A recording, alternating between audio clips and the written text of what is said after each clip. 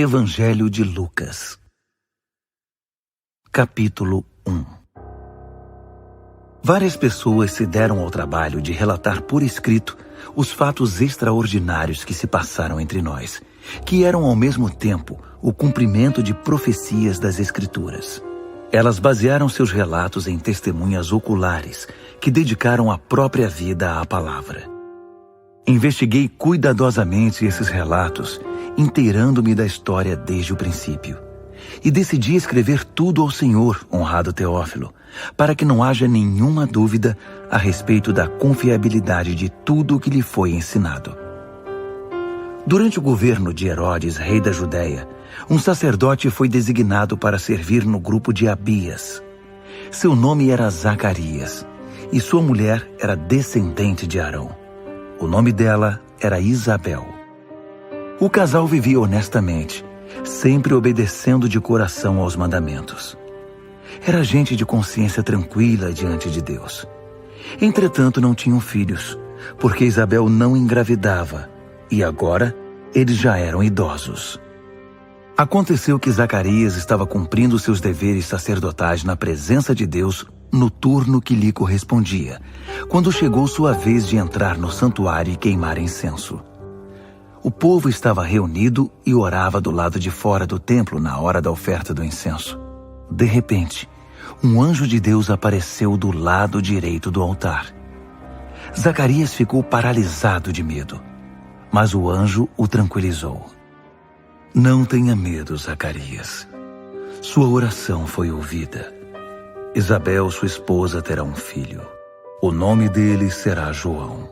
Você irá comemorar e pular de alegria. Não apenas você, pois o nascimento dele irá alegrar muita gente. Ele será grande na presença de Deus. Ele não poderá beber vinho nem cerveja, mas será cheio do Espírito Santo desde o momento em que sair do ventre materno. Ele conduzirá muitos filhos e filhas de Israel de volta para Deus. Cheio de poder como Elias, ele anunciará o reino de Deus e reacenderá o amor dos pais pelos filhos, despertando fé nos corações mais fechados.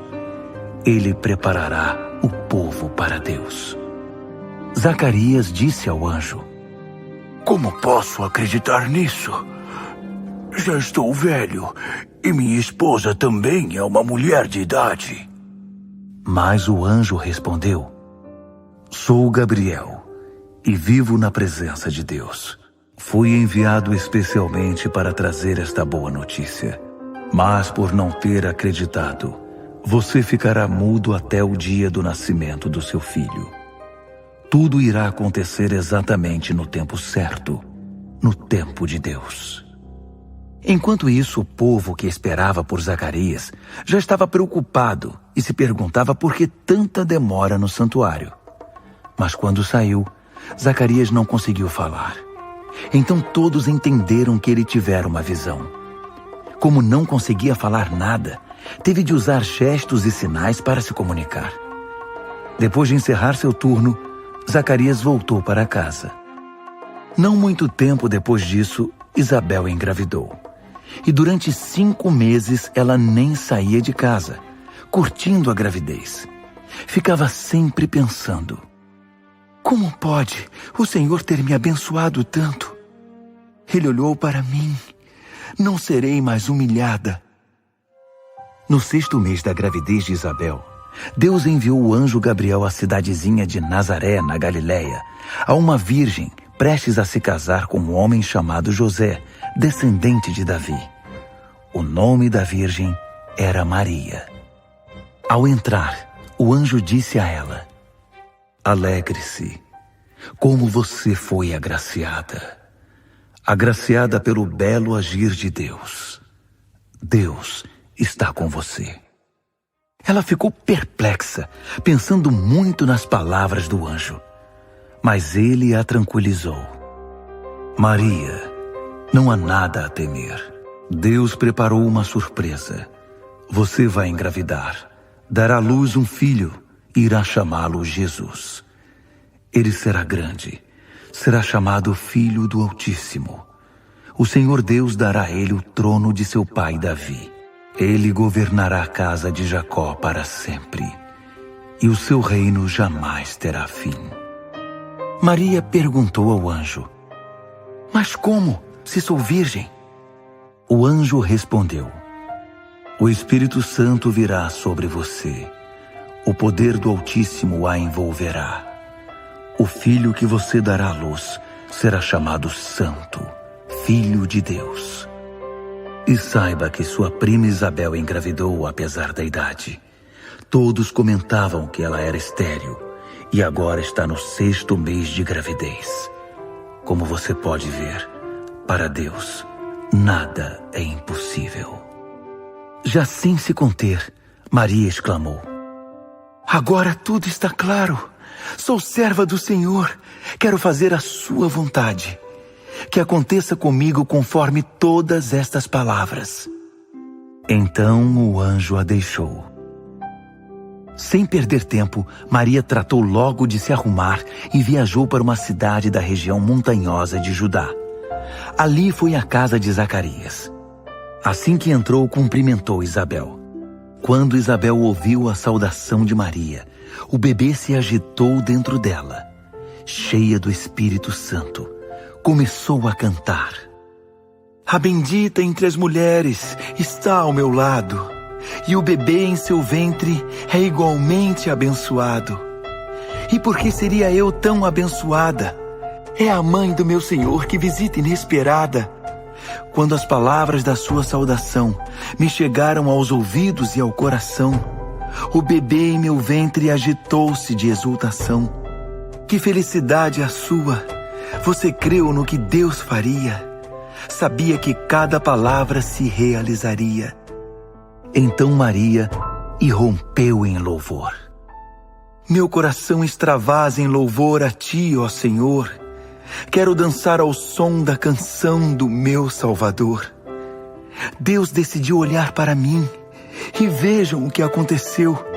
A mulher mais feliz da terra sou eu. O que Deus me fez nunca será esquecido. O Deus cujo nome é santo, para sempre engrandecido.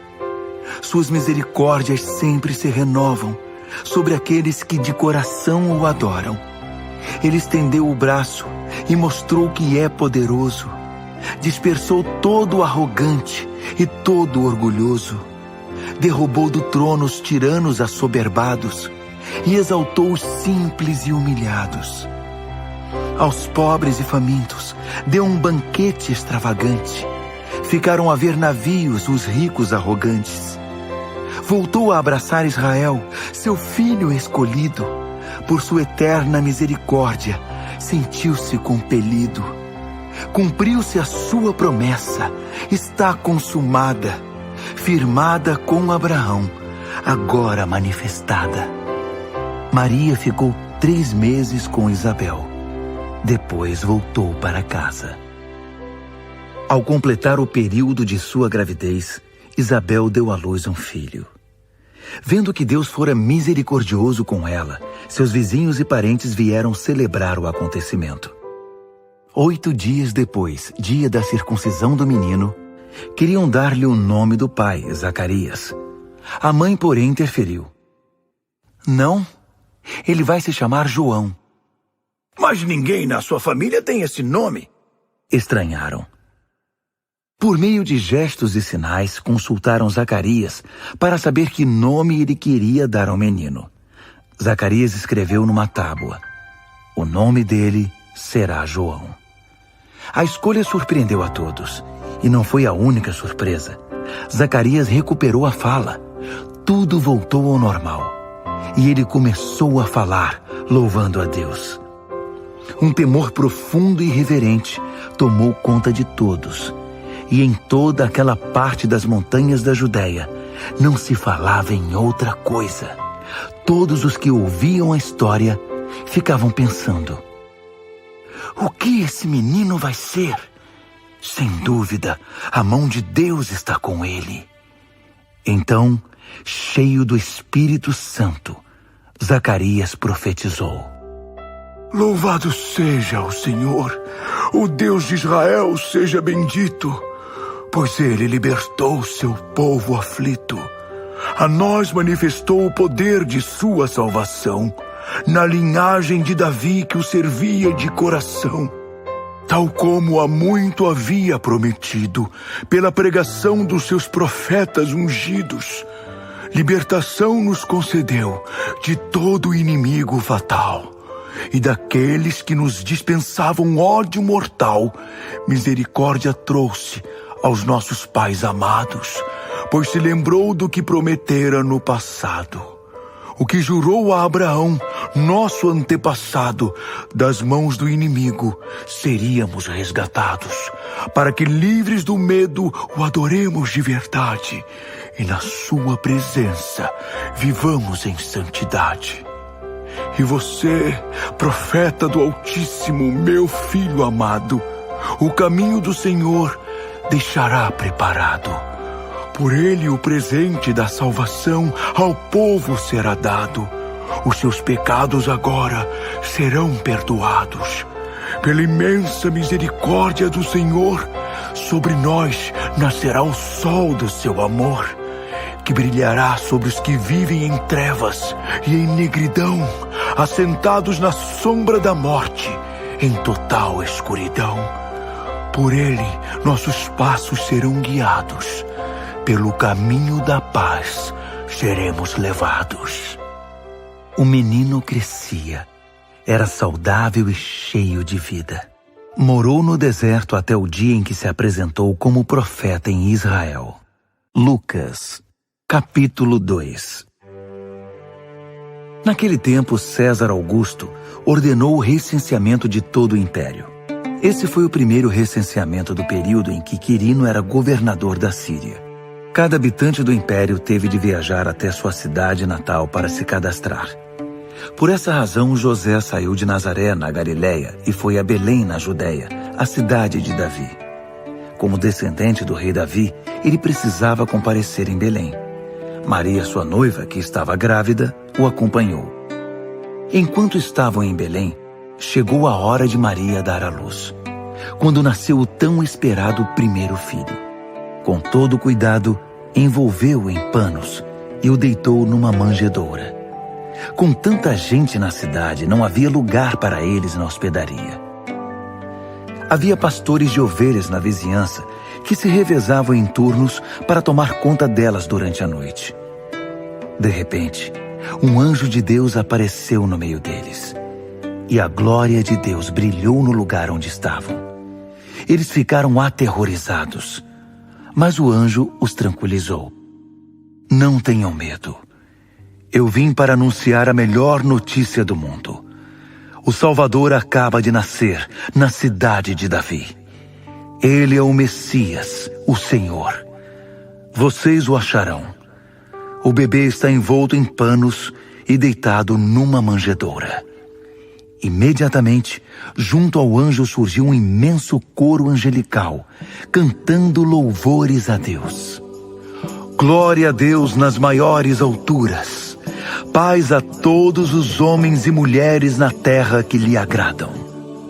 Enquanto o coral de anjos se recolhia ao céu, os pastores disseram eufóricos: Vamos logo a Belém para ver o que Deus nos revelou. Eles saíram correndo e encontraram Maria, José e o bebê deitado na manjedoura. Foi ver para crer.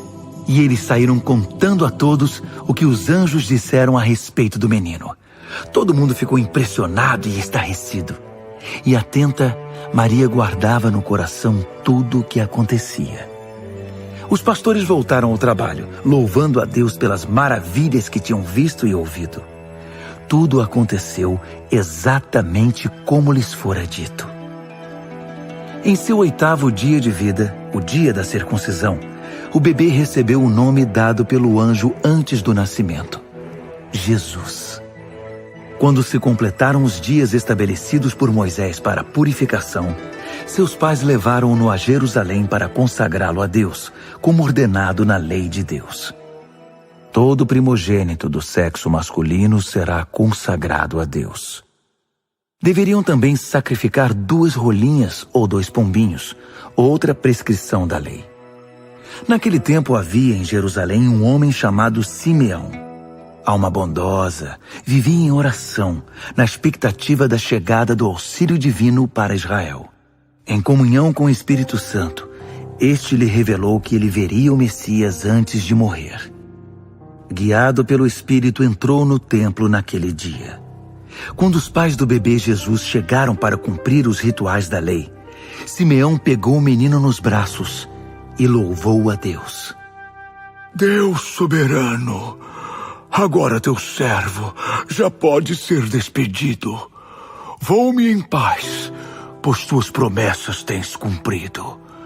Com meus olhos vi tua salvação, e todos contemplaram a sua manifestação. Uma luz para as outras nações, para que Deus seja revelado. Uma glória para Israel, teu povo amado. O pai e a mãe de Jesus ficaram calados, surpresos com as palavras do ancião. Então Simeão os abençoou e disse a Maria: Este menino marcará para muitos fracasso cruel, mas para tantos outros grande recuperação em Israel. Ele será mal compreendido e alvo de muita contradição. E no seu caso, a dor de uma espada lhe atravessará o coração. Mas a rejeição revelará quem possui integridade. Deus mostrará quem de fato está do lado da verdade. Ana, a profetisa, também estava ali. Era filha de um homem chamado Fanuel, da tribo de Azer, e já estava bem idosa. Ela estivera casada 7 anos, ficara viúva e contava agora com 84 anos. Nunca deixava a área do templo, adorando noite e dia com jejum e oração. Na hora em que Simeão estava orando, ela apareceu e rompeu num hino de louvor a Deus e entregou uma mensagem a respeito da criança, dirigida a todos os que aguardavam com expectativa a libertação de Jerusalém.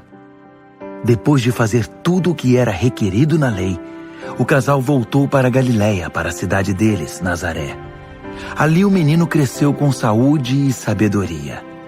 A graça de Deus repousava sobre ele.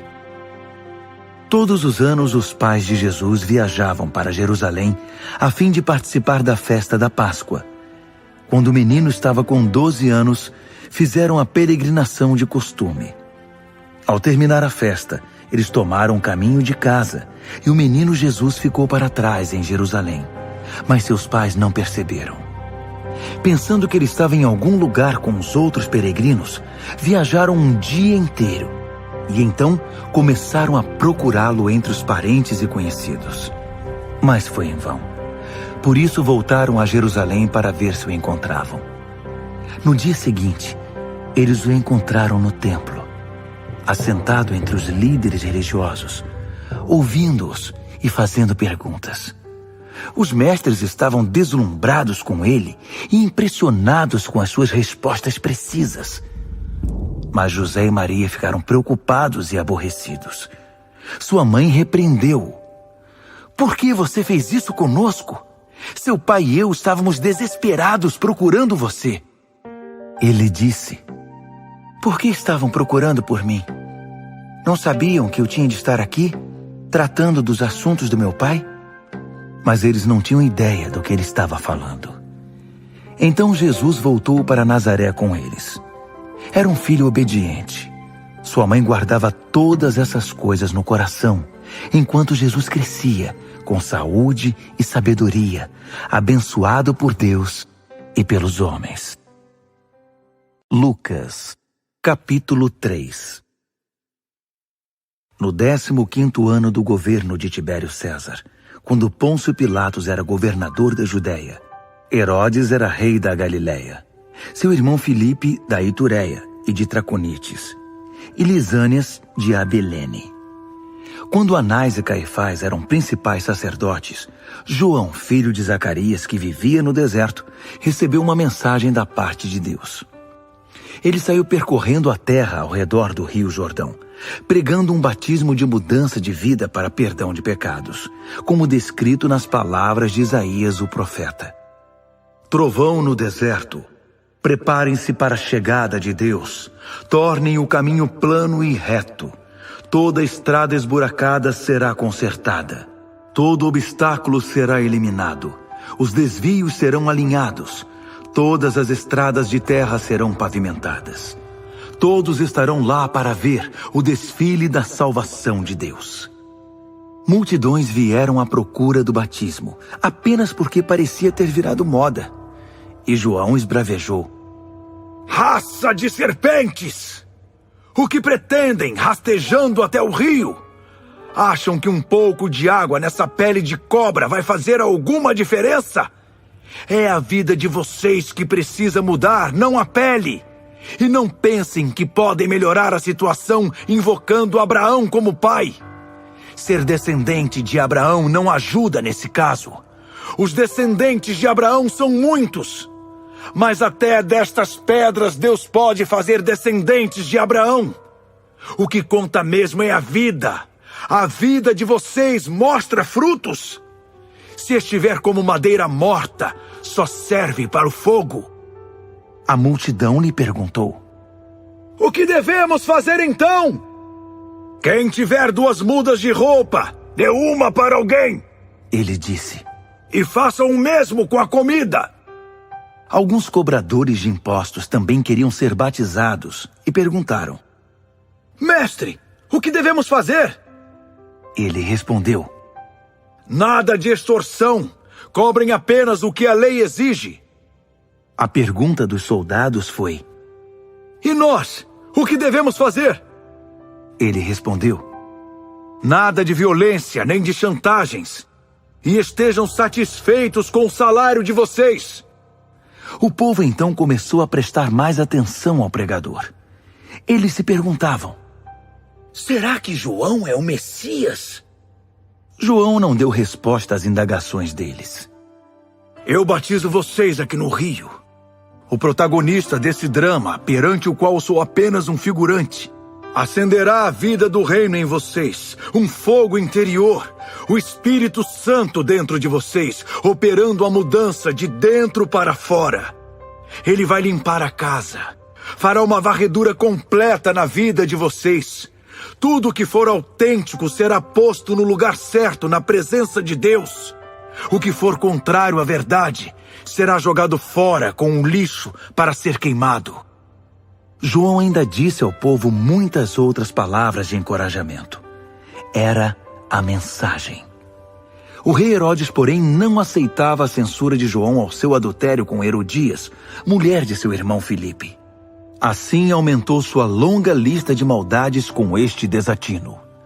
Mandou prender João Batista. Depois que todo o povo foi batizado, Jesus também foi batizado. Enquanto ele orava, o céu se abriu e o Espírito Santo, na forma de uma pomba, desceu sobre ele. Com o Espírito, ouviu-se uma voz: "Você é meu filho, escolhido e marcado pelo meu amor, a alegria da minha vida." Jesus iniciou sua vida pública com cerca de 30 anos de idade. Era filho, de acordo com a compreensão pública, de José, que era filho de Eli, filho de Matate, filho de Levi, filho de Melque, filho de Janai, filho de José, filho de Matatias, filho de Amós, filho de Naum, filho de Esli, filho de Nagai, filho de Maate, filho de Matatias, filho de Semei, filho de Joseque, filho de Jodá, filho de Joanã, filho de Ressa, filho de Zorobabel, filho de Salatiel, filho de Neri, filho de Melque, filho de Adi, filho de Cozã, filho de Eumadã, filho de Er, filho de Josué, filho de Eliezer, filho de Jorim, filho de Matate, filho de Levi, filho de Simeão, filho de Judá, filho de José, filho de Jonã, filho de Eliaquim, filho de Meleá, filho de Mená, filho de Matatá, filho de Natã, filho de Davi, filho de Jessé, filho de Obede, filho de Boaz, filho de Salmão, filho de Naasson, filho de Aminadab, filho de Admim, filho de Arni, filho de Esrom, filho de Pérez, filho de Judá, filho de Jacó, filho de Isaque, filho de Abraão, filho de Terá, filho de Naor, filho de Serugue, filho de Ragaú, filho de Faleque, filho de Éber, filho de Salá, filho de Cainã, filho de Arfaxade, filho de Sem, filho de Noé, filho de Lameque, filho de Matusalém, filho de Enoque, filho de Jarede, filho de Malaleel, filho de Cainã, filho de Enos, filho de Sete, filho de Adão, filho de Deus. Lucas, capítulo 4. Cheio do Espírito Santo, Jesus deixou o Jordão e foi levado pelo Espírito para o deserto. Durante 40 dias e 40 noites, ele ficou sozinho e passou por uma prova. Foi testado pelo diabo. Não comeu nada todo esse tempo e, por fim, teve muita fome. Percebendo que ele estava com fome, o diabo aplicou a primeira prova. Já que você é o Filho de Deus, dê a ordem que transformará essas pedras em pães. Citando Deuteronômio, Jesus respondeu: é preciso mais que pão para viver de verdade. Para a segunda prova, o diabo transportou-o até o pico de uma imensa montanha. Tentando ser convincente, mostrou-lhe todos os reinos da terra num relance. Então, fez a proposta. Tudo isso é meu. Eu mando em tudo aqui. E posso entregar estes reinos com o seu fascínio a quem eu quiser. Basta que você me adore e tudo será seu. A resposta de Jesus foi direta e, mais uma vez, recorreu a Deuteronômio. Adore somente ao Senhor seu Deus. Sirva ao Senhor com absoluta inteireza de coração. Para a terceira prova, o diabo levou Jesus a Jerusalém. Ele o pôs na parte mais alta do templo e o desafiou. Já que você é o Filho de Deus, pule! Para instigá-lo, o diabo citou o Salmo 91. Ele o entregou ao cuidado dos anjos. Tanto o protegerão que você não machucará o dedo numa pedra. Jesus contra-atacou com outra citação de Deuteronômio. Não tenha ousadia de testar o Senhor seu Deus. Foi o fim da prova. O diabo retirou-se por um tempo, esperando outra oportunidade. Jesus voltou para a Galiléia, cheio do poder no Espírito, e a notícia de seu regresso correu a região. Ele começou a ensinar nas sinagogas, sendo recebido com entusiasmo e satisfação. Ele voltou para Nazaré, onde havia sido criado. Como de costume, foi à sinagoga no sábado. Quando se levantou para ler, tinha nas mãos o livro do profeta Isaías. Abrindo-o, encontrou a seguinte passagem: O Espírito de Deus está sobre mim. Ele me escolheu para pregar a mensagem das boas novas aos pobres. Enviou-me para anunciar perdão aos prisioneiros e a recuperação da vista aos cegos, para libertar os oprimidos e indefesos, para anunciar: este é o ano em que Deus irá agir. Fechando o livro, devolveu-o ao assistente e sentou-se. Todos os olhares eram para ele. Então ele se pronunciou: Vocês acabam de presenciar o cumprimento dessa profecia. Todos os presentes, interessados e curiosos, ficaram surpresos com a declaração. Mas logo alguém lembrou: Este não é o filho de José, que conhecemos desde novo? Ele respondeu: Suponho que vocês irão agora citar o provérbio: Médico, cura-te a ti mesmo. Faz aqui em tua cidade tudo o que nos disseram que fizeste em Cafarnaum. Pois bem, eu vou dizer uma coisa. Nenhum profeta é bem recebido em sua terra. Não havia muitas viúvas em Israel no tempo de Elias, naqueles 3 anos e meio de seca, quando a fome devastou a terra. Mas a única viúva a quem Elias foi enviado estava em Sarepta, em Sidom. Havia muitos leprosos em Israel no tempo do profeta Eliseu, mas o único purificado foi Naamã, o sírio. O argumento deixou todos enfurecidos. Eles o agarraram e o levaram para fora, até o cume de uma montanha situada nos limites da cidade, e queriam jogá-lo lá do alto. Entretanto, ele conseguiu fugir e tratou logo de sair dali. Depois, foi para Cafarnaum, cidade da Galileia. No sábado, passou a ensinar o povo. Eles estavam impressionados com seu ensino direto e claro, transmitido com autoridade. Bem diferente dos discursos recheados de sofismas e citações com os quais estavam acostumados. Na sinagoga, naquele dia, havia um homem perturbado por um espírito maligno. Ele gritou: Ei! O que você quer conosco, Nazareno? Sei o que você pretende. Você é o Santo de Deus e está aqui para nos destruir. Jesus ordenou: Quieto, saia dele. O espírito demoníaco derrubou o homem na frente de todos, mas saiu sem o ferir. O povo ficou espantado. Todos cochichavam entre si: O que está acontecendo aqui? Alguém que com uma palavra faz as coisas acontecerem. Alguém que ordena aos espíritos demoníacos que saiam, e eles saem. Jesus era o assunto da cidade. Jesus deixou a sinagoga e foi para a casa de Simão. A sogra de Simão estava com febre alta e pediram a ele que fizesse algo por ela. Aproximando-se dela, ele ordenou à febre que a deixasse. E aconteceu exatamente assim. Antes que eles percebessem, ela estava preparando o jantar para eles. Quando o sol se pôs, todos os que tinham alguém doente ou com algum problema vieram procurá-lo. Ele impôs as mãos sobre todos e os curou. Os demônios saíam gritando: Filho de Deus! Você é o Filho de Deus! Mas ele não permitia que se pronunciassem, porque sabiam que ele era o Messias. No dia seguinte, ele procurou um lugar isolado, mas o povo foi atrás dele. Quando o encontraram, imploraram para que não saísse da região. A resposta foi: Vocês não percebem. Tenho de pregar a mensagem do reino de Deus em outras cidades, porque essa é a obra que Deus me mandou fazer. Nesse meio tempo, continuou a pregar nas sinagogas da Galileia. Lucas, capítulo 5.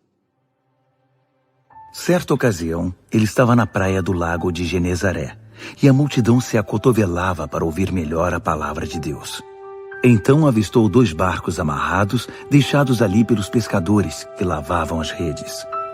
Jesus entrou no barco que era de Simão e pediu ao discípulo que o afastasse um pouco da margem. Usando o barco como púlpito, sentado, ele ensinava a multidão. Quando acabou de falar, disse a Simão: Vá para as águas profundas e lance a rede. Simão respondeu: Senhor, pescamos a noite inteira e não pegamos nenhum peixinho. Mas, se o Senhor está mandando, vou lançar a rede. Dito e feito. Eles pegaram tantos peixes que faltou pouco para arrebentar a rede. Foi preciso pedir ajuda aos companheiros do outro barco. Ainda assim, os 2 barcos ficaram tão abarrotados de peixes que quase afundaram. Assim que presenciou aquilo, Simão Pedro ajoelhou-se diante de Jesus e pediu: Senhor, afaste-se de mim. Sou um pecador e o Senhor é santo demais para mim. Deixe-me sozinho. Quando foram conferir a quantidade de peixes, Simão e todos os outros que estavam com ele ficaram boquiabertos. Tiago e João, filhos de Zebedeu, companheiros de trabalho de Simão, tiveram a mesma reação. Então, Jesus disse a Simão: Não há o que temer. De agora em diante, você vai pescar pessoas. Eles empurraram o barco até a praia, largaram ali as redes e tudo mais e o acompanharam. Certo dia, numa cidade, havia um homem coberto de lepra. Quando viu Jesus, ajoelhou-se diante dele e disse: Mestre, se o Senhor quiser, pode me purificar. Jesus estendeu a mão, tocou o leproso e disse: Quero, fique limpo. A lepra desapareceu na hora. Jesus então lhe ordenou: Não diga nada a ninguém. Apenas se apresente ao sacerdote para que ele confirme a cura e leve a oferta de gratidão a Deus, ordenada por Moisés pela purificação. Que sua vida purificada e grata, não suas palavras, dê testemunha do que eu fiz. Mas o homem não conseguiu se conter, e a notícia se espalhou. Logo uma multidão imensa se ajuntou para ouvir e buscar a cura para as suas doenças. Assim que pôde, Jesus se retirou para um lugar isolado a fim de orar. Certo dia ele estava ensinando, e alguns fariseus e líderes religiosos estavam presentes. Gente de quase todas as cidades da Galiléia e da Judéia, e até mesmo da distante Jerusalém, se reuniu ali. O poder de Deus para curar estava sobre ele. Alguns homens chegaram carregando um paralítico em sua maca. Eles procuravam um meio de entrar na casa e levá-lo até onde Jesus estava. Como não havia jeito de passar pela multidão, eles subiram ao telhado, removeram algumas telhas e o desceram por ali até o meio do povo e diante de Jesus. Impressionado com tanta fé, Jesus disse: Amigo, eu perdoo os seus pecados. A declaração irritou os líderes religiosos e os fariseus, que cochichavam: Quem ele pensa que é? Isso é blasfêmia. Só Deus pode perdoar pecados. Sabendo o motivo do alvoroço, Jesus lhes perguntou: Por que tanto cochicho? O que acham que é mais fácil? Dizer eu perdoo os seus pecados, ou levante-se e ande? Pois bem, para que fique claro que sou o Filho do Homem e estou autorizado a fazer uma coisa e outra, voltou-se para o paralítico e ordenou: Levante-se, pegue sua maca e vá para casa. Sem hesitar, o homem levantou-se, pegou sua maca e foi para casa, dando glória a Deus pelo caminho. As pessoas esfregavam os olhos, custando acreditar no que viam, e louvavam a Deus. Atemorizadas diziam: Nunca vimos nada assim.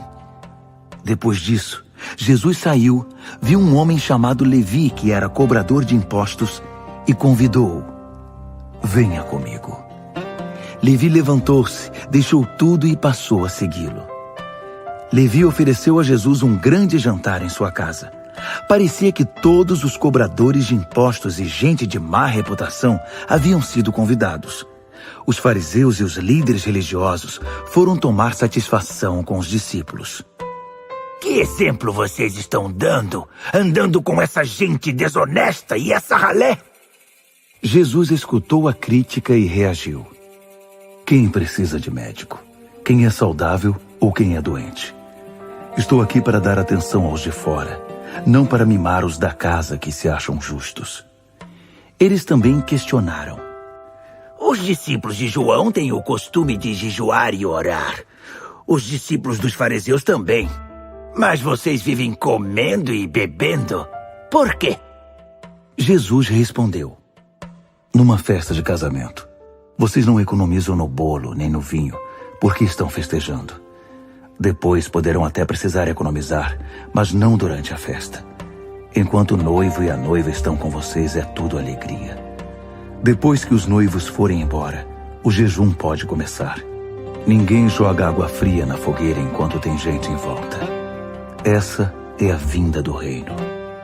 Ele continuou: Ninguém corta um cachecol de seda para remendar uma roupa velha. Usa-se um remendo que combine. Também não põe vinho em garrafas rachadas.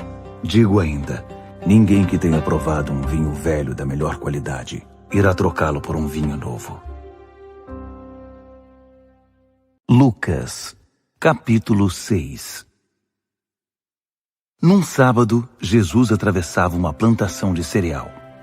Enquanto caminhavam, seus discípulos colheram algumas espigas, as descascaram e comeram. Alguns fariseus reclamaram: Vocês estão quebrando as regras do sábado. Jesus reagiu: É mesmo? Vocês nunca leram o que Davi e seus companheiros fizeram quando estavam com fome? Como ele entrou no santuário e comeu o pão fresco do altar, que ninguém podia comer, senão os sacerdotes? Jesus acrescentou: O Filho do Homem não é escravo do sábado, é o Senhor dele. No outro sábado, ele ensinava na sinagoga. E estava ali um homem com a mão direita aleijada. Os líderes religiosos e fariseus estavam de olho para ver se ele iria curá-lo, quebrando o sábado. Percebendo a intenção deles, Jesus pediu ao homem da mão aleijada: Fique aqui, onde todos possam vê-lo. Ele obedeceu. Então, ele disse aos presentes: Que atitude é coerente com o sábado? Fazer o bem ou o mal? Ajudar as pessoas ou deixá-las sem ajuda? Ele os encarou um a um e ordenou ao homem: Estenda a mão. Ele a estendeu. Ela ficou perfeita. Seus críticos ficaram furiosos e começaram a discutir como dar um basta em tudo aquilo. Por essa mesma época ele foi orar na montanha.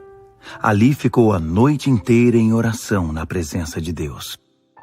No dia seguinte reuniu seus discípulos e escolheu 12 deles e os designou como apóstolos: Simão, a quem chamou de Pedro; André, irmão dele; Tiago; João; Filipe; Bartolomeu; Mateus; Tomé; Tiago, filho de Alfeu; Simão, chamado Zelote; Judas, filho de Tiago; Judas Iscariotes, que o traiu.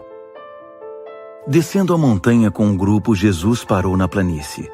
Estava rodeado de discípulos e logo foi cercado também por uma multidão imensa, um mundaréu de gente da Judéia, de Jerusalém e até mesmo das cidades litorâneas de Tiro e Sidom. Vieram desejosos de ouvi-lo e de serem curados de suas enfermidades. Todos tentavam tocar nele, e quando dele saía poder, quem nele tocava era curado. Ele começou a falar: Abençoados são vocês, quando nada têm para oferecer. Quando vocês saem de cena, a mais de Deus e do seu governo. Abençoados são vocês, quando sentem fome de verdade. Ele é comida e bebida, é alimento incomparável. Abençoados são vocês, que sofrem por terem perdido o que mais amavam. Só assim poderão ser abraçados por aquele que é a fonte de toda alegria. Considerem-se abençoados sempre que forem odiados, agredidos, expulsos ou caluniados para me desacreditar. Isso significa que a verdade está perto o suficiente para os consolar. Consolo que os outros não têm. Alegrem-se quando isso acontecer. Comemorem, porque ainda que eles não gostem disso, eu gosto. E os céus aplaudem, pois sabem que vocês estão em boa companhia. Meus profetas e minhas testemunhas sempre enfrentaram essa mesma dificuldade. Mas coitados de vocês, que amam os seus bens materiais, vocês não receberão mais nada. Coitados de vocês que estão satisfeitos com vocês mesmos e com o que têm, vocês passarão necessidade. Coitados de vocês que vivem apenas se divertindo, vocês conhecerão o que é dor de verdade. Coitados de vocês que dependem da aprovação dos outros, sempre preocupados em agradar a todos. Essa escravidão compromete a sinceridade. Lembrem-se de quantos profetas corruptos receberam a aprovação dos seus antepassados. Não repitam o mesmo erro. A vocês que estão preparados para a verdade, digo o seguinte: amem seus inimigos. Deixem que tirem o melhor de vocês, não o pior. Se alguém fizer mal a vocês, reajam com a força da oração. Se alguém bater no seu rosto, ofereçam-lhe o outro lado. Se alguém tomar a sua camisa, deem-lhe de presente o melhor casaco. Se alguém aproveitar-se de vocês para levar vantagem injustamente, aproveite a ocasião para praticar a vida de servo. Nada de pagar na mesma moeda. Vivam generosamente. Aqui está um guia simples e objetivo de conduta.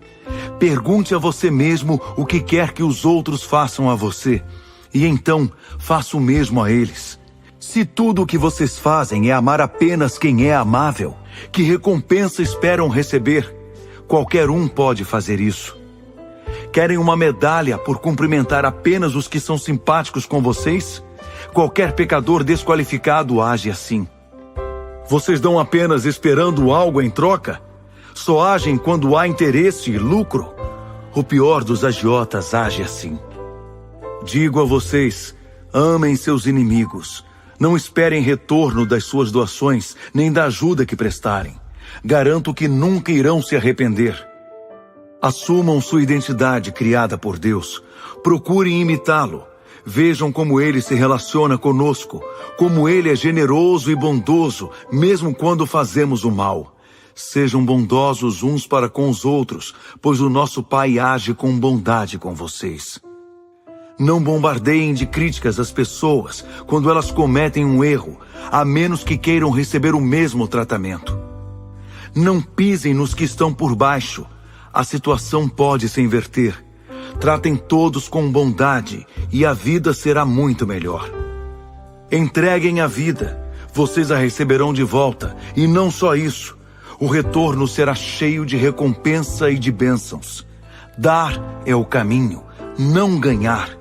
Generosidade produz generosidade. Ele citou um provérbio. Pode um cego guiar outro cego? Não caem ambos no buraco? O aluno não ensina ao mestre. O importante é escolher com cuidado aquele que será o seu mestre. É fácil ver uma mancha no rosto do próximo e esquecer-se do feio riso de escárnio no próprio rosto. Vocês têm o cinismo de dizer, deixe-me limpar o seu rosto, quando o rosto de vocês está distorcido pelo desprezo. Isso também é teatro.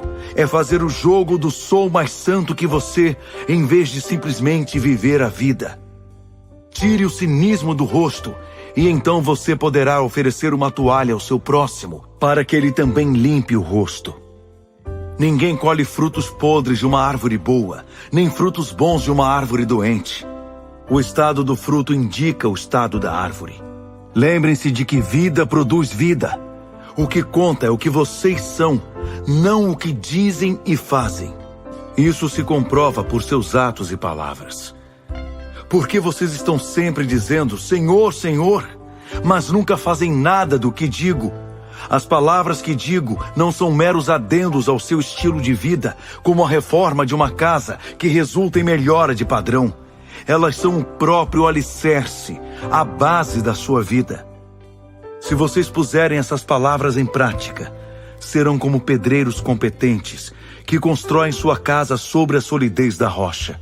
Quando o rio saiu do leito e investiu contra a casa, ela nem oscilou. Foi construída para durar. Mas se vocês usarem minhas palavras apenas para fazer estudos bíblicos, sem nunca aplicá-las à própria vida, não passarão de pedreiros tolos, que constroem sua casa sem dar atenção aos fundamentos. Quando o rio transbordou e avançou contra a casa, ela ruiu como um castelo de cartas. Perda total. Lucas, capítulo 7. Quando acabou de falar, ele entrou em Cafarnaum. O criado de um capitão romano estava à beira da morte. O oficial o estimava muito e queria vê-lo curado. Quando soube que Jesus estava de volta à cidade, enviou os líderes da comunidade judaica, pedindo a sua cura. Os homens insistiram com Jesus. Ele merece isso, porque ama nosso povo. Até construiu nossa sinagoga. Jesus os acompanhou. Ainda faltava muito para chegar, quando um grupo de amigos enviado pelo capitão veio ao encontro dele com este recado. Senhor, não quero que o senhor tenha todo esse trabalho. O senhor sabe que não sou uma boa pessoa. Eu nem mereço a sua ajuda. Basta uma ordem sua e meu criado ficará bom. Sou um homem que recebe e dá ordens. Eu digo a um soldado vá e ele vai. A outro venha e ele vem. Ao meu escravo faça isso e ele faz. Surpreso, Jesus declarou: ainda não vi esse tipo de fé singela em Israel. O povo que deveria saber como Deus atua. Quando os mensageiros chegaram à casa do capitão, encontraram o criado com perfeita saúde. Não muito depois desse episódio, Jesus resolveu visitar uma cidade chamada Naim. Seus discípulos estavam com ele, e uma multidão imensa os seguia. Quando se aproximavam da cidade, viram que estava passando um funeral. O filho único de uma viúva ia ser sepultado. Quando viu a pobre mãe, cheio de compaixão, Jesus lhe disse: não chore. Em seguida tocou no caixão. Então os carregadores pararam. Foi aí que Jesus lhe ordenou: jovem, levante-se. Na mesma hora, ele se levantou e começou a falar. E Jesus o entregou à sua mãe. Todos perceberam que havia ali um santo mistério. Deus estava agindo no meio deles.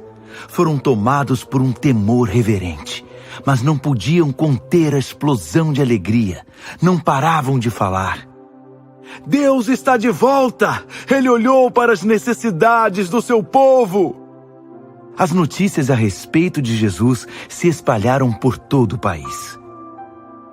Os seguidores de João informaram seu mestre de tudo isso, e ele enviou 2 deles para perguntar a Jesus: o Senhor é aquele que estávamos esperando, ou teremos de esperar mais? Os homens apresentaram-se a Jesus e disseram: João o Batista nos enviou para perguntar: o Senhor é aquele que estávamos esperando, ou teremos de esperar mais? Naquela hora, Jesus curou muita gente de doenças, problemas e espíritos malignos e vários cegos. Só depois deu a resposta: voltem e digam a João o que vocês acabaram de ver e ouvir. Os cegos veem, os paralíticos andam, os leprosos são purificados, os surdos ouvem, os mortos ressuscitam, os marginalizados da terra ficam sabendo que Deus está do lado deles. É o que vocês estavam esperando? Então considerem-se muito abençoados. Depois que os mensageiros de João voltaram com a resposta, Jesus resolveu explicar às multidões quem era João. O que vocês esperavam quando foram vê-lo no deserto? Alguém aproveitando o fim de semana? Um magnata em roupa de grife? Esse tipo de gente vive rodeado de celebridades. Afinal, o que vocês foram ver não foi um profeta? Com certeza, um profeta. Talvez o mais importante de que vocês ouviram falar. Ele é o profeta que Malaquias anunciou quando escreveu: enviei meu mensageiro adiante de vocês. Ele preparará a estrada para vocês. Permitam-me dizer o que está acontecendo. Ninguém na história humana é mais importante que João. Mas no reino para o qual ele preparou vocês, a pessoa mais humilde é mais importante que ele. A prova disso é que João batizou gente comum e discriminada, enquanto os fariseus e líderes religiosos desprezavam todos e, achando-se superiores, recusaram o caminho de Deus e o batismo. Com o que posso comparar esta geração? As pessoas se comportam como crianças mimadas, reclamando dos pais.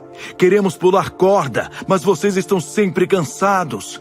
Queremos conversar, mas vocês estão sempre ocupados. João Batista veio jejuando, e vocês o chamam de louco. Eu cheguei festejando, e me chamaram de beberrão, amigo da ralé. As pesquisas de opinião parecem não valer muito, não é? Só com a experiência é que se comprova a verdade. Um dos fariseus convidou Jesus para um jantar. Ao chegar à casa do fariseu, Jesus tomou lugar à mesa.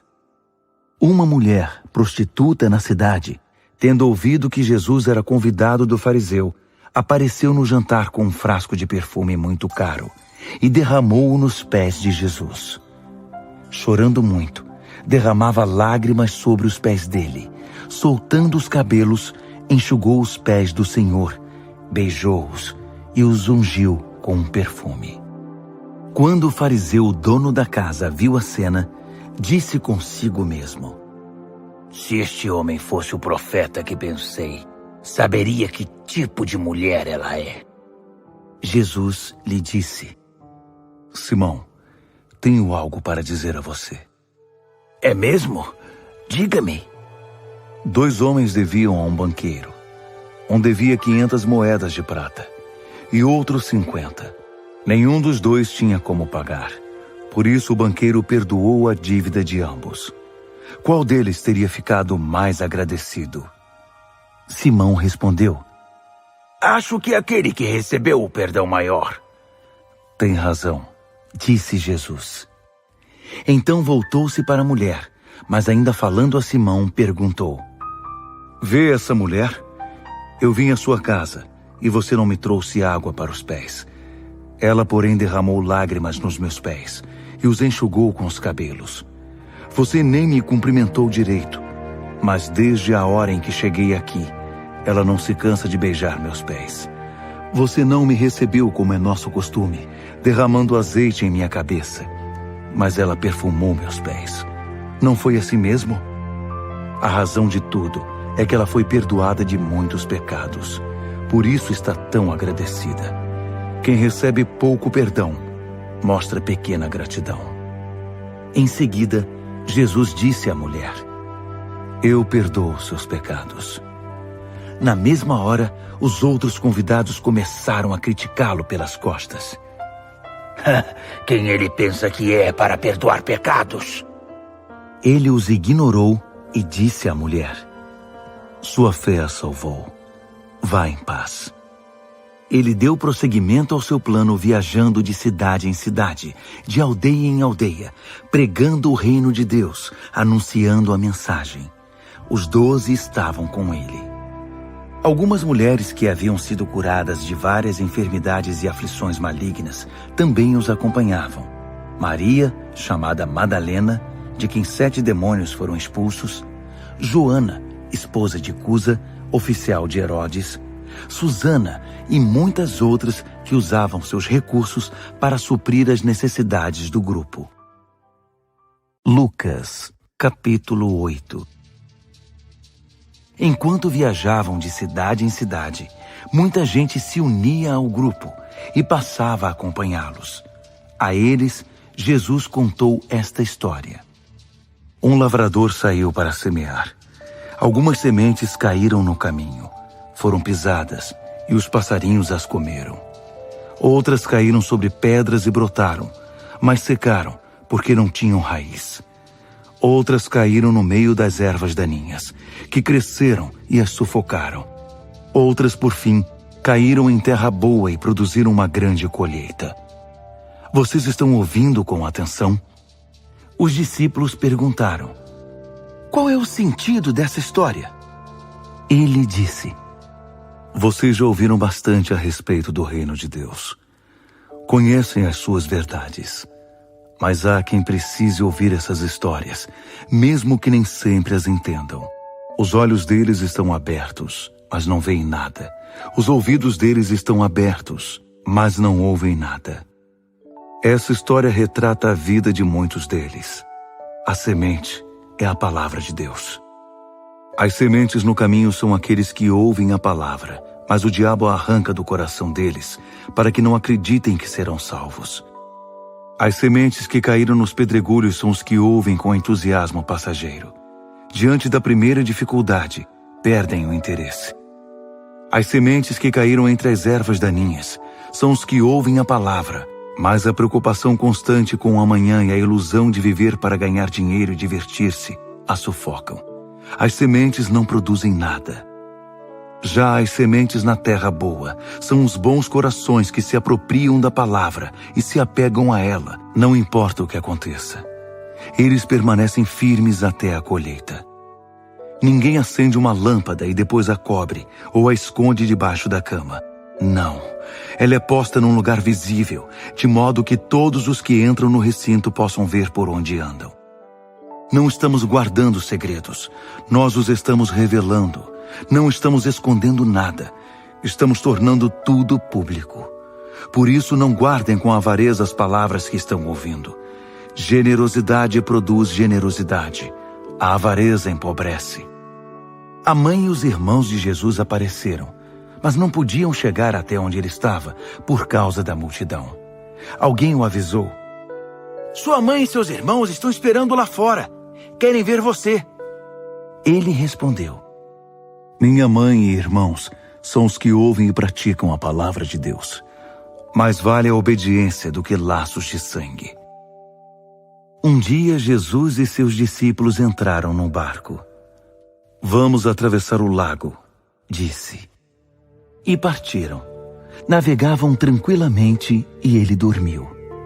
De repente, uma tempestade terrível abateu-se sobre o lago e a água começou a entrar no barco. O naufrágio era iminente, por isso eles foram acordar Jesus. Mestre, nós vamos morrer! Levantando-se, ele ordenou ao vento. Silêncio, e disse às águas, acalmem-se. O vento e o mar lhe obedeceram. O lago ficou em plena calmaria. Em seguida, repreendeu os discípulos. Vocês não têm fé? Atemorizados e chocados, eles gaguejavam.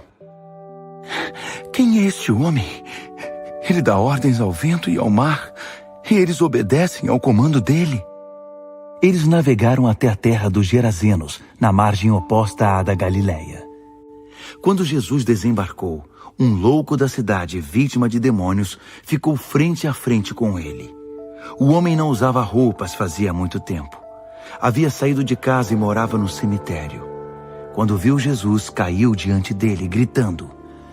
O que queres comigo? Tu és Jesus, o Filho do Deus Altíssimo. Não me castigues! O homem disse isso porque Jesus tinha ordenado ao espírito maligno que saísse dele. O demônio fazia o homem ter convulsões. Por isso ficava sempre vigiado, amarrado com correntes e algemas, mas enlouquecido e dominado pelo demônio, arrebentava as correntes. Jesus perguntou, qual é seu nome? Meu nome é Multidão, foi a resposta, porque eram muitos demônios que afligiam o homem. Em desespero, eles imploravam a Jesus que não os enviasse para o abismo profundo. Perto dali, uma grande manada de porcos estava pastando. Os demônios suplicaram a Jesus que os deixasse entrar nos porcos, e ele permitiu. O resultado foi terrível. Enlouquecidos, os porcos pularam de um penhasco e se afogaram no lago. Aterrorizados, os que cuidavam dos porcos saíram em disparada e contaram tudo o que viram na cidade e por toda a região. O povo foi conferir de perto a situação. Encontraram um homem de quem os demônios haviam saído assentado aos pés de Jesus, usando roupas decentes e em perfeito juízo. A cena era sublime, e por um instante os moradores tiveram mais reverência que curiosidade. Algumas testemunhas do fato contaram a eles como ocorrera a libertação do endemoniado. Entretanto, mais tarde, muitos moradores da região se ajuntaram e pediram a Jesus que saísse logo dali, porque estavam apavorados. Jesus entrou no barco e foi embora. O homem que havia sido liberto dos demônios pediu para ir com ele, mas Jesus o enviou de volta, aconselhando: vá para casa e conte o que Deus fez por você. Então ele voltou e anunciou por toda a cidade o que Jesus fizera por ele. Quando voltava, Jesus foi recebido por uma multidão. Todos estavam à espera dele. Um dos líderes da sinagoga, chamado Jairo, aproximou-se. Prostrado aos pés de Jesus, implorou que ele fosse à sua casa, porque sua filha de 12 anos de idade, sua única filha, estava morrendo. Jesus foi com ele, abrindo o caminho através da multidão que o empurrava e apertava. Naquele dia, estava no meio da multidão uma mulher que havia 12 anos sofria de hemorragia. Ela tinha gastado todo o seu dinheiro com médicos, mas nenhum deles fora capaz de ajudá-la. Ela esgueirou-se por trás de Jesus e tocou na borda de sua roupa. Na mesma hora, a hemorragia parou. Então Jesus perguntou: quem me tocou? Ele insistiu: alguém me tocou. Senti poder saindo de mim. Percebendo que não podia mais esconder nada, Ela se ajoelhou trêmula diante dele. Contou sua história ao povo e deu testemunho de que havia ficado boa no exato instante em que o tocara. Jesus lhe disse: Filha, você se arriscou por causa da sua fé e agora está curada. Tenha uma vida abençoada. Enquanto ele ainda falava, chegou alguém da casa do líder da sinagoga e informou: Sua filha morreu. Não precisa mais incomodar o mestre. Mas Jesus afirmou: Não fique preocupado. Apenas confie em mim e tudo ficará bem. Quando chegou à casa do líder da sinagoga, só permitiu que entrassem com ele no quarto Pedro, João, Tiago e os pais da criança. Todos estavam chorando e lamentando sobre a menina. Não chorem, ela não morreu. Está dormindo, garantiu Jesus. Mas riram dele, porque sabiam que ela estava morta. Em seguida, Jesus tomou-a pela mão e disse: Levante-se. No mesmo instante, ela voltou à vida, levantou-se e respirou de novo. Jesus aconselhou aos pais que dessem a ela algo para comer. Eles estavam assombrados, mas Jesus pediu segredo. Não digam a ninguém o que aconteceu aqui. Lucas, capítulo 9. Jesus convocou os 12 e deu a eles autoridade e poder sobre os demônios e as doenças. Ele os chamou para pregar as boas notícias do reino de Deus e curar os doentes. E os aconselhou: Não pensem que precisarão de muito equipamento para cumprir a missão. Sejam simples. Vocês são o equipamento. Nada de hospedagem de luxo. Hospedem-se num lugar simples e contentem-se com isso. Se não forem bem recebidos, deixem a cidade. Não façam cena. É hora de dar de ombros e continuar o caminho. Assim eles partiram. Viajaram de cidade em cidade anunciando as últimas notícias da parte de Deus, a mensagem, e curando pessoas por onde passavam. Quando tomou conhecimento desses fatos, o rei Herodes não sabia o que pensar. Alguns diziam que João havia voltado dos mortos, outros que Elias estava de volta, outros ainda que algum profeta dos tempos antigos havia reaparecido. Herodes estava confuso. Eu matei João e o decapitei? Quem é esse de quem tanto falam? Curioso, procurava uma oportunidade para ver Jesus em ação. Os apóstolos voltaram e deram um relatório do que fizeram. Jesus levou-os para outro lugar, perto da cidade de Betsaida, mas o povo descobriu e foi logo atrás deles. Jesus recebeu todos com bondade, ensinou-lhes mais algumas coisas a respeito do reino de Deus e curou os que precisavam de cura. Estava quase anoitecendo e os 12 disseram a Jesus: Estamos no meio do nada. Despede a multidão para que eles possam ir às fazendas e às cidades ao redor, procurar um lugar para dormir e algo para comer. Vocês vão dar comida a eles, Jesus disse. Eles reagiram. Tudo o que temos são 5 pães e 2 peixes. A não ser que tenhamos de ir à cidade comprar pão para toda essa gente. Havia mais de 5.000 pessoas ali. Jesus insistiu e orientou seus discípulos. Mandem que se assentem em grupos de 50. Eles obedeceram e logo todos estavam acomodados. Ele tomou os 5 pães e os 2 peixes, olhou para o céu, orou, abençoou o pão, partiu e entregou-o aos discípulos, junto com o peixe, para que fosse distribuído à multidão. Depois que todos comeram até ficar satisfeitos, foram recolhidos 12 cestos de sobras. Certa vez, Jesus estava orando e seus discípulos estavam por perto. Ele perguntou: O que o povo anda dizendo a meu respeito? Eles responderam: João o Batista. Outros dizem que és Elias. Outros ainda dizem que um dos profetas do tempo antigo reapareceu. Ele insistiu: E vocês? O que dizem de mim? Quem sou eu? Pedro respondeu: O Messias de Deus. Jesus pediu segredo a respeito disso. Eles não deveriam repetir para ninguém a declaração de Pedro.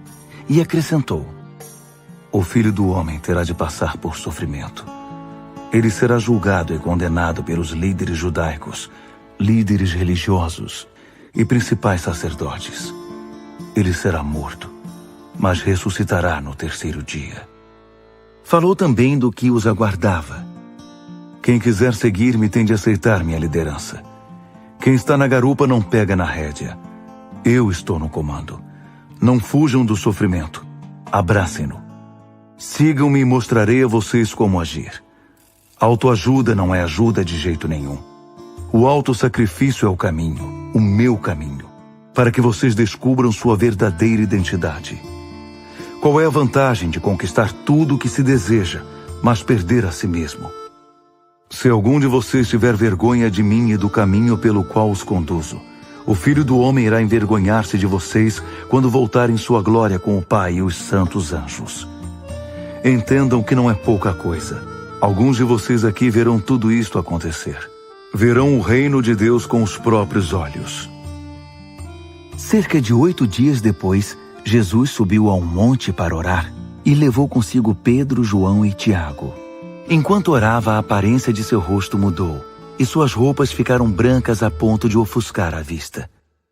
2 homens apareceram para conversar com ele. Eram Moisés e Elias. Que aparição gloriosa! Eles falavam a respeito da partida de Jesus para Jerusalém. Enquanto isso, Pedro e os demais haviam caído no sono. Quando acordaram esfregando os olhos, viram Jesus em sua glória com Moisés e Elias. Depois que Moisés e Elias se retiraram, Pedro disse a Jesus: Senhor, este é o momento sublime. Vamos construir 3 memoriais, um para o Senhor, um para Moisés e outro para Elias. Ele falava sem pensar. Nesse instante, uma nuvem brilhante os envolveu. Dentro da nuvem, todos tiveram profunda consciência da presença de Deus. Lá dentro, ouviram uma voz: Este é meu filho, marcado pelo meu amor. Ouçam-no. Quando a voz cessou, eles viram Jesus sozinho. Por um bom tempo ficaram em silêncio.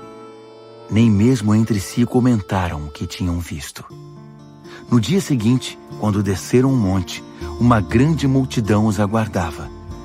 Então um homem gritou do meio do povo: Mestre, por favor, estou suplicando pelo meu filho, meu único filho. Um espírito costuma se apoderar dele. Ele começa a gritar, tem convulsões, fica babando e perde a cor. Pedi aos teus discípulos que o libertassem, mas não puderam. Jesus suspirou. Mas que geração! Vocês não conhecem Deus? Até quando vou ter de aguentar esse tipo de coisa? Quantas vezes ainda vou ter de passar por isso? Traga seu filho aqui. Enquanto o menino era trazido, o demônio derrubou-o ao chão com fortes convulsões. Jesus ordenou ao espírito imundo que saísse, curou o menino e entregou-o ao Pai. O povo ficou perplexo e maravilhado diante da majestosa grandeza de Deus. Os discípulos permaneceram ali, ainda não recuperados do assombro diante de tudo que Jesus havia realizado. Ele anunciou ao grupo: O Filho do Homem está para ser traído por gente que não quer nada com Deus.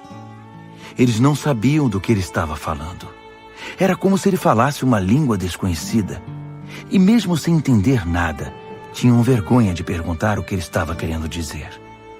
Começaram então a discutir sobre quem deles era o maior. Quando Jesus percebeu a importância que davam a isso, pôs uma criança ao seu lado e declarou: Quem recebe uma dessas crianças como eu estou fazendo, também me recebe. E quem me recebe está recebendo aquele que me enviou. Vocês se tornam grandes pelo que aceitam, não pela opinião que conseguem impor.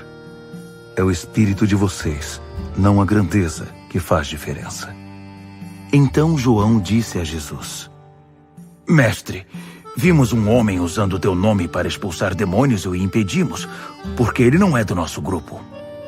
Jesus reprovou-os: Não o impeçam. Se ele não é inimigo, é aliado. A hora de sua ascensão se aproximava. Numa atitude corajosa, Jesus decidiu ir para Jerusalém e enviou alguns mensageiros a uma cidade samaritana, a fim de fazer preparativos para a viagem. Mas quando os samaritanos souberam que o destino dele era Jerusalém, recusaram-se a recebê-lo. Quando ficaram sabendo disso, Tiago e João disseram: Mestre, o senhor quer que invoquemos um raio do céu para acabar com eles? Jesus os repreendeu. Claro que não. Foram então para outra cidade. No caminho, alguém pediu permissão para acompanhar Jesus. Com o Senhor, irei para qualquer lugar. Jesus foi incisivo. Você está mesmo pronto para me seguir? Saiba que não costumamos ficar em boas hospedagens. Jesus disse a outro homem: Siga-me. Ele respondeu: Tudo bem, só que preciso de alguns dias. Tenho de acertar a questão do sepultamento do meu pai. Jesus afirmou: As coisas mais importantes primeiro. A prioridade é a vida, não a morte. A vida é urgente. Anuncie o reino de Deus. Outro declarou: Estou pronto para seguir o Senhor, mestre, mas antes preciso acertar as coisas lá em casa. Jesus reagiu: Sem adiamentos. Nada de olhar para trás. Ninguém pode deixar o reino de Deus para amanhã. A oportunidade é para hoje. Lucas, capítulo 10. Depois disso, o Senhor selecionou 70 discípulos e enviou-os em duplas a todas as cidades e lugares que pretendia visitar, destacando a seriedade da tarefa. Uma colheita tão grande e tão poucos trabalhadores. Portanto, de joelhos, peçam ao Deus da colheita que envie trabalhadores. Podem ir, mas sejam cautelosos. O trabalho é perigoso. Vocês serão como cordeiros no meio de lobos. Levem pouca coisa, o mínimo necessário. Nada de bagagem extra. Não percam tempo. Evitem conversas longas com aqueles que encontrarem pelo caminho. Quando entrarem numa casa, cumprimentem a família com paz. Se a saudação for recebida, é um bom lugar para ficar. Se não for recebida, peguem-na de volta e saiam. Não forcem nenhuma situação. Hospedem-se numa casa e façam suas refeições ali, pois o trabalhador merece 3 refeições por dia. Não fiquem mudando de casa, procurando a melhor cozinha da cidade. Se forem recebidos numa cidade, comam o que for oferecido. Curem quem estiver doente ali e anunciem: o reino de Deus está aqui diante de vocês. Se ao entrar numa cidade não forem recebidos, saiam às ruas e gritem: a única coisa que ganhamos aqui foi a poeira das sandálias, e nós a devolvemos. Vocês sabiam que o reino de Deus estava bem diante de vocês? Sodoma receberá um tratamento melhor no dia do juízo, que a cidade que decidir rejeitar vocês. Castigo para Corazim, castigo para Betsaida. Se fosse concedida a Tiro e Sidom metade das oportunidades que vocês tiveram, elas estariam de joelhos há muito tempo, arrependidas, clamando por misericórdia. Tiro e Sidom serão tratadas com menos rigor que vocês no dia do juízo. E você, Cafarnaum, acha que será promovida ao céu? Pense bem, você está descendo a ladeira para o inferno. Quem ouvir vocês está me ouvindo. Quem os rejeitar está me rejeitando. E me rejeitar é o mesmo que rejeitar Deus que me enviou. Depois disso, os 70 voltaram eufóricos. Senhor, até os demônios se submetem por causa do teu nome. Jesus disse: Eu sei. Vi a queda de Satanás. Parecia um raio caindo do céu. Perceberam o que dei a vocês? É um salvo-conduto para caminhar no meio de serpentes e escorpiões, e uma proteção contra qualquer ataque do inimigo.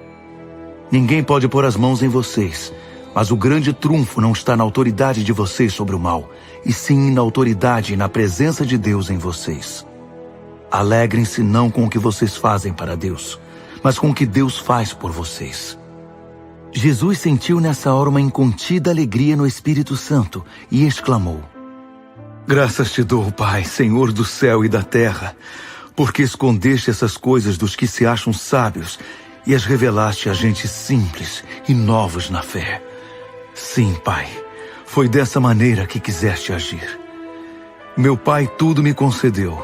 Só o Pai sabe quem é o Filho, e só o Filho sabe quem é o Pai. O Filho pode apresentar o Pai a quem quiser.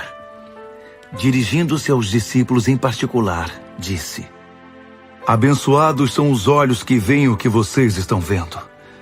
Muitos profetas e reis teriam dado a vida para ver o que estão vendo e ouvir o que vocês estão ouvindo, mas não tiveram essa oportunidade.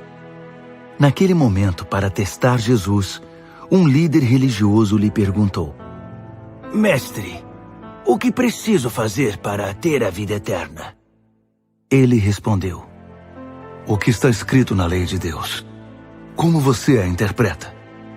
Ele disse: Ame o Senhor seu Deus com toda a paixão, toda a fé, toda a inteligência e todas as forças. E ame o próximo como a você mesmo. Boa resposta, disse Jesus. Faça isso e viverá. Querendo fugir da resposta, ele perguntou: Como saber quem é o próximo? Jesus respondeu com uma história. Certa vez um homem viajava de Jerusalém para Jericó. No caminho foi atacado por ladrões. Eles o espancaram e fugiram com suas roupas, deixando-o quase morto. Pouco depois, um sacerdote passou por aquela estrada, mas quando viu o homem, esquivou-se e simplesmente foi para o outro lado. Em seguida, surgiu um religioso levita. Ele também evitou o homem ferido. Um samaritano que viajava por aquela estrada aproximou-se do ferido. Quando viu o estado do homem, sentiu muita pena dele. Aplicou ao ferido os primeiros socorros, desinfetando os ferimentos e fazendo alguns curativos. Pôs o homem sobre o jumento em que viajava e levou-o até uma pensão. Na manhã seguinte, entregou 2 moedas de prata ao dono da pensão e disse: Cuide bem dele. Se custar mais, ponha na minha conta. Pago quando voltar. O que você acha?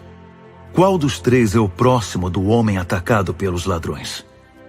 Aquele que o tratou com bondade, respondeu o líder religioso. Jesus concluiu: Faça a mesma coisa. Jesus prosseguiu viagem e entrou numa cidade. Uma mulher chamada Marta o recebeu em casa, deixando-o bem à vontade. Era irmã de Maria, que se assentou aos pés do mestre e ouviu atenta a tudo o que ele dizia, enquanto Marta estava ocupada com os afazeres na cozinha. Algum tempo depois, ela os interrompeu. Mestre, o senhor não se incomoda em saber que minha irmã deixou todo o trabalho da cozinha para mim? Mande-a me ajudar. Ele respondeu: Minha querida Marta, você está fazendo tempestade em copo d'água. Está se preocupando à toa. Só uma coisa importa, e Maria a escolheu. É o prato principal.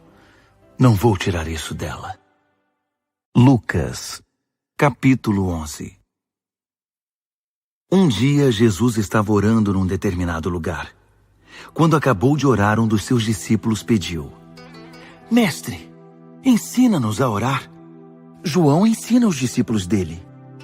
Ele disse: Quando vocês orarem, digam: Pai, revela-nos quem tu és. Dá um jeito neste mundo. Conserva-nos vivos com 3 boas refeições.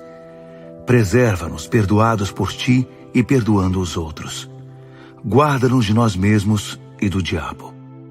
Jesus acrescentou: Imaginem o que aconteceria se vocês fossem à casa de um amigo no meio da noite e pedissem: Amigo, empreste-me 3 pães. Um velho amigo acabou de chegar de viagem, está lá em casa e não tenho nada para oferecer a ele. Já na cama, seu amigo responde: Não me incomode, já tranquei a porta e meus filhos estão dormindo. Não posso me levantar para dar a você, seja lá o que for. Digo a vocês, se ele não se levantar pela amizade, vai se levantar por causa da insistência e dar tudo o que o amigo está pedindo. Isto é o que eu quero dizer. Peçam e conseguirão. Busquem e acharão. Batam e alguém abrirá a porta. Não barganhem com Deus. Sejam objetivos. Peçam aquilo de que estão precisando. Não estamos num jogo de gato e rato, nem de esconde-esconde. Se seu filho pedir pão, você o enganaria com serragem? Se pedir peixe, iria assustá-lo com uma cobra viva servida na bandeja?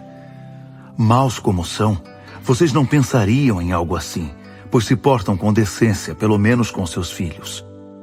Não acham então que o Pai que criou vocês com todo amor não dará o Espírito Santo quando pedirem? Jesus libertou um homem de um demônio que o mantinha mudo. O demônio se foi e o homem começou a falar sem parar, para espanto da multidão. Mas alguns dos presentes foram cínicos. Magia negra! Diziam.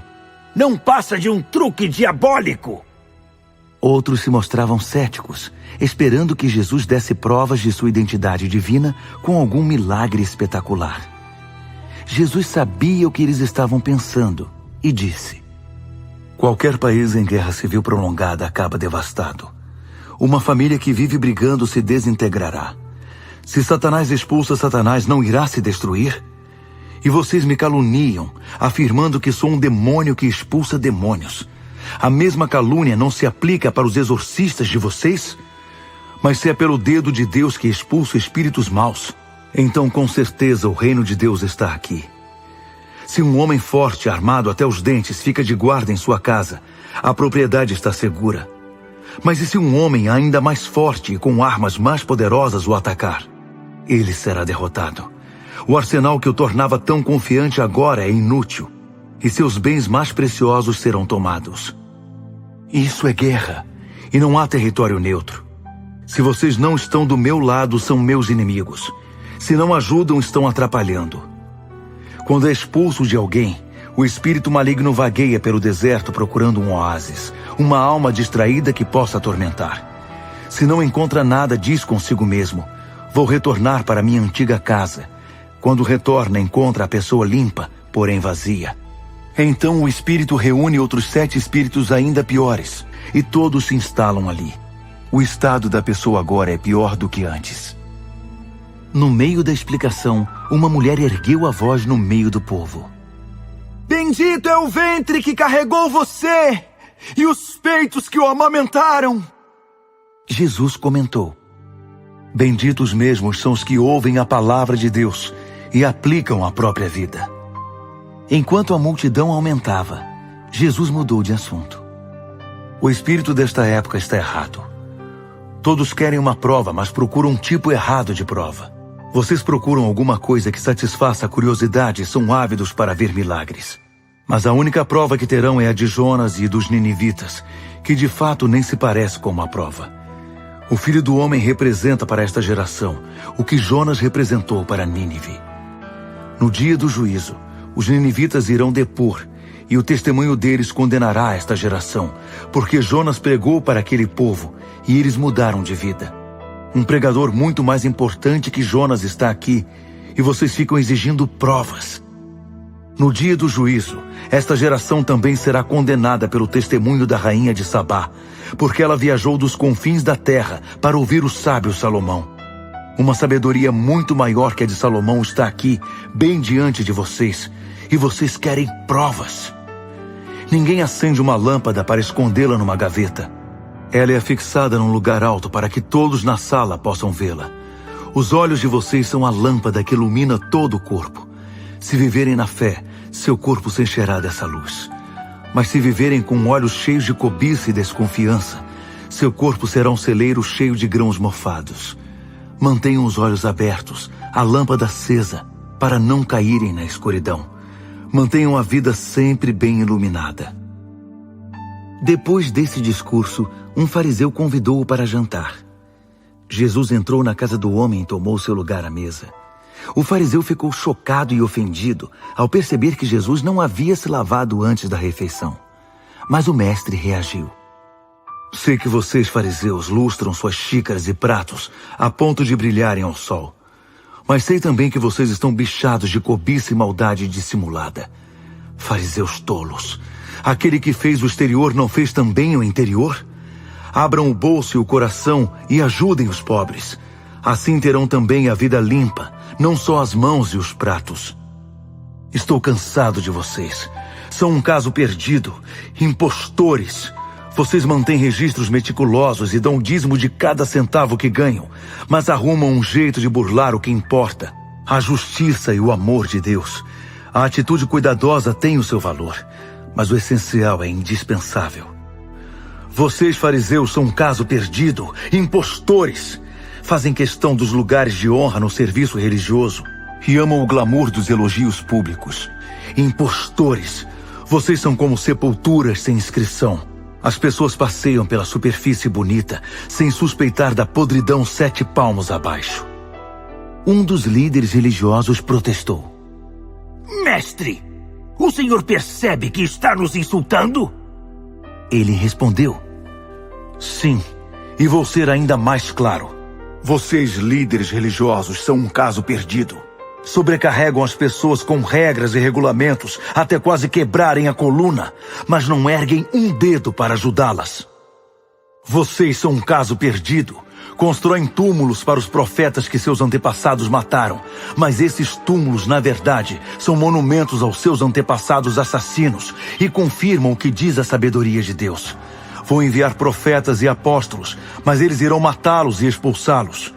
Isso significa que cada gota de sangue justo, derramado desde o começo do mundo até agora, desde o sangue de Abel até o de Zacarias, que foi trucidado entre o altar e o santuário, está sobre a cabeça de vocês. Sim, tudo isso será cobrado desta geração. Vocês, líderes religiosos, são um caso perdido. Vocês tomam a chave do conhecimento, mas é para fechar portas, não para abri-las. Não entram, nem deixam ninguém entrar. Assim que Jesus deixou a mesa, os líderes religiosos e os fariseus explodiram de raiva. Ficaram analisando as declarações dele, em busca de algo que pudessem usar como armadilha para apanhá-lo.